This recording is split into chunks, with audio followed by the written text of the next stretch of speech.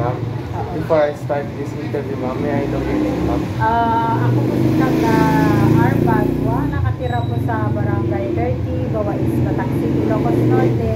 Pero my business is located at Barangay 8, Lawag City.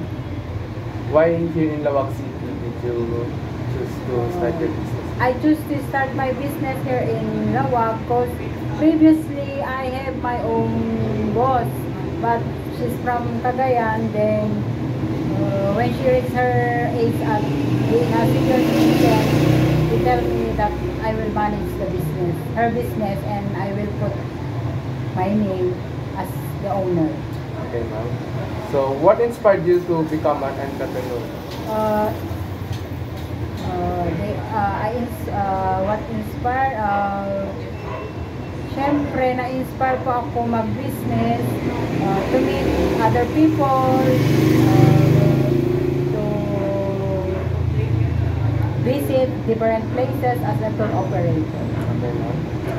When did you start your business, ma'am? Probably I start my business April 2008 until now. Okay, ma'am. How much money did you need to start your business? As a travel operator, you should have to present 500,000 pesos to start a travel agency. And I will undergo training here in Manila to put up my business. Okay, ma'am. Why did you choose this business? I choose this business as tour operator. That while ago I said to meet other people, to travel different places. Dapat meron ka rin confidence sa sarili mo kung paano makipag-transact sa mga kliyente para babalik at babalikan ka nila. Okay. What strategies help make your business successful?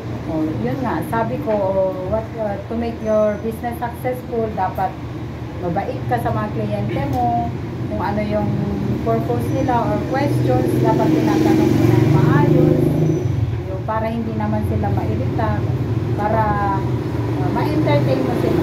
So, buy your ticket. Okay, ma'am. Thank you for the interview, ma'am. Okay, thank you.